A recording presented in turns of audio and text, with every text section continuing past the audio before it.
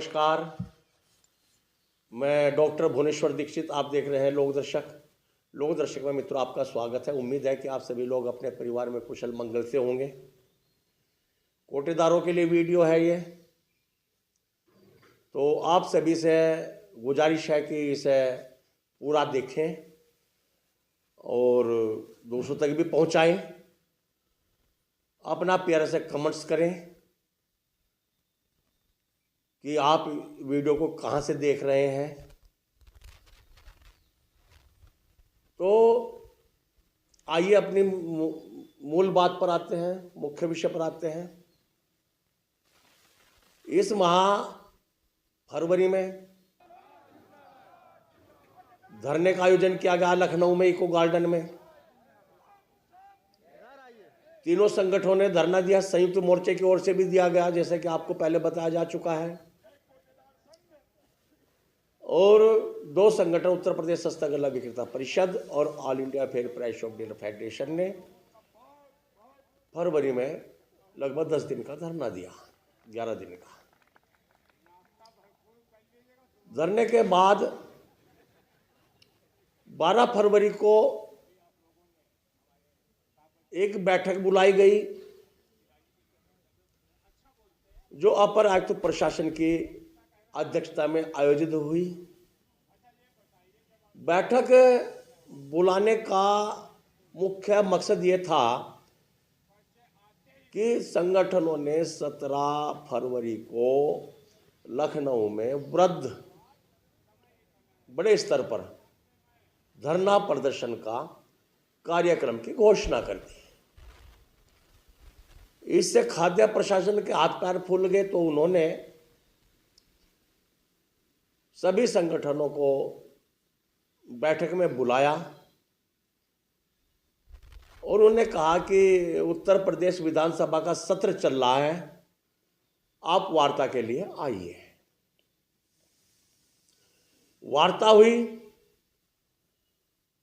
उस वार्ता में अधिकारियों ने वही बेशर्मी दिखाई, बेशर्म तरीके से उन्होंने अपनी बात रखी कि 150 रुपये का प्रस्ताव बना के केंद्र सरकार को दे दिया गया या भेज रहे हैं।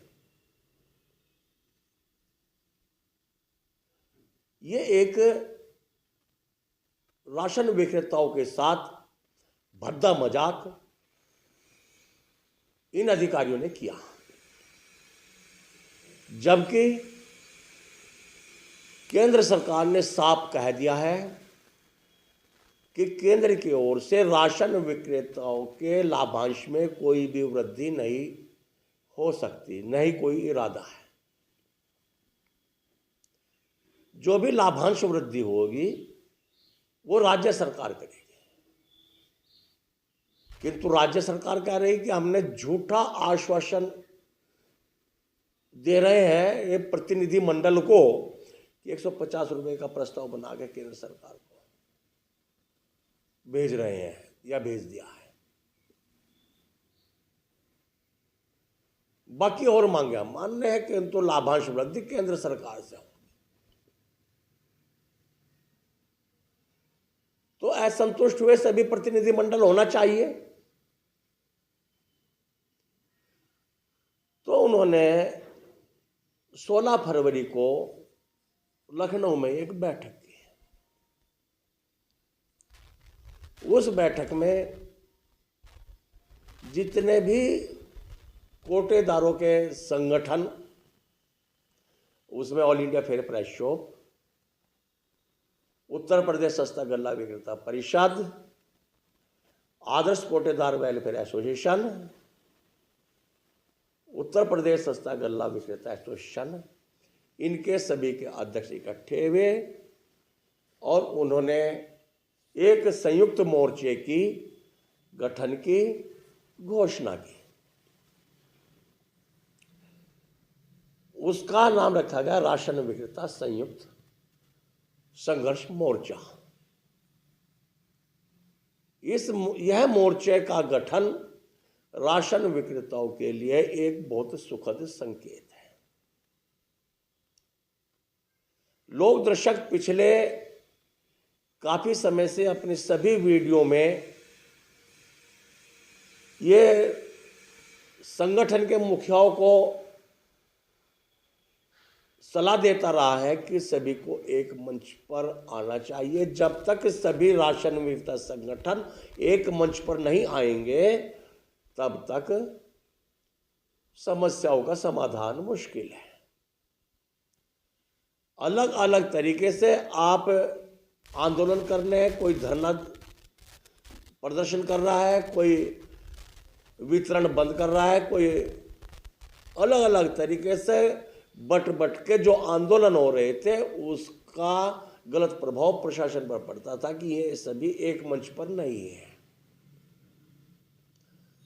किंतु 16 फरवरी की जो बैठक हुई वो एक बहुत अच्छी पहल है आंदोलन के लिए, और सभी को संगठनों को मिल करके इसमें अपनी रणनीति बनानी चाहिए, और उन्होंने रणनीति बनाई भी है। रणनीति यह बनी है कि 11 मार्च से पूरे प्रदेश के जनपदों पर जिले की इकाइयां, ब्लॉक की इकाइयां, तहसील की इकाइयां, चूंकि पूरे प्रदेश में कहीं ना कहीं किसी न किसी संगठन का प्रभाव है और सभी संगठन एक मंच पर हैं। संयुक्त संघर्ष समिति का मोर्चे का गठन हो चुका है, तो हर जिले पर ये आंदोलन, जो भी धरना प्रदर्शन होगा, मांग पत्र जाएंगे, वो एक बहुत बड़ा प्रभाव इसका प्रशासन पर पड़ने वाला है।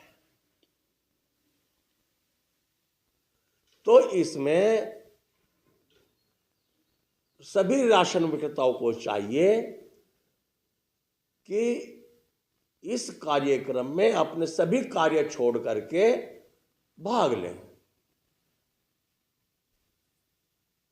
क्योंकि अब यह समय नहीं रहा कि सभी कोई चाहे कि भाई अपना आंदोलन में हिस्सा ले रहा है, कोई नहीं ले रहा है, किंतु इस सभी की जिम्मेदारी है हर राशन विक्रेता की कि वो अपने हक की लड़ाई में भाग लें, क्योंकि अब तक राशन विक्रेताओं का शोषण पूरी चरम सीमा पर है।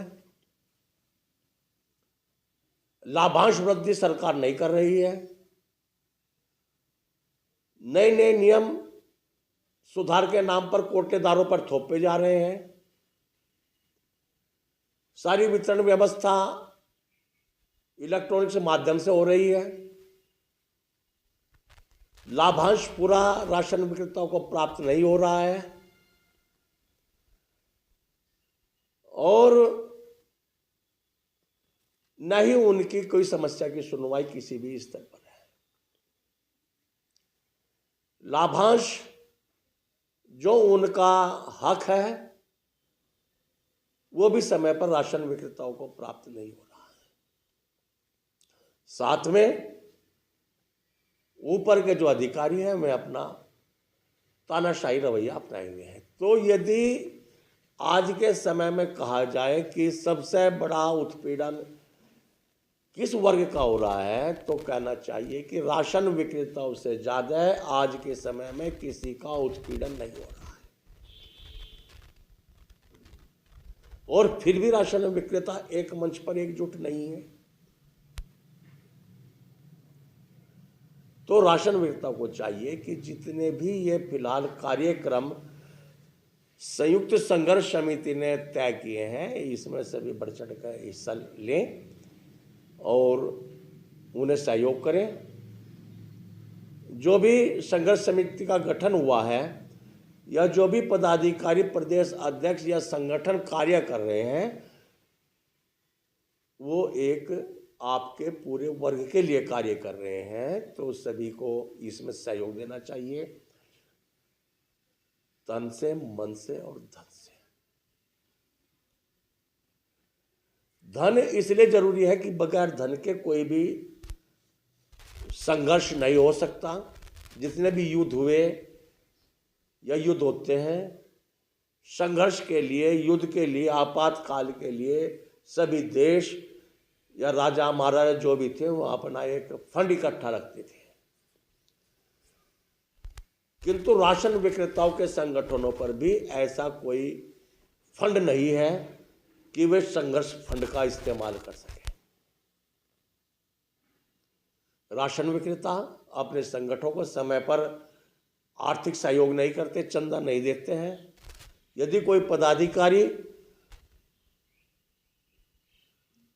कहीं हिस्सा लेने के लिए जाता है किसी कार्यक्रम में, तो उसे अपने जेब से पैसे खर्च करने पड़ते हैं। तो उसमें सभी राशन विक्रेताओं को अभी से ही ये संकल्प लेना चाहिए कि हम तन से, मन से, धन से जो भी शुल्क संगठन का पड़ता है, इसमें कोई ये अनैतिक कार्य नहीं है।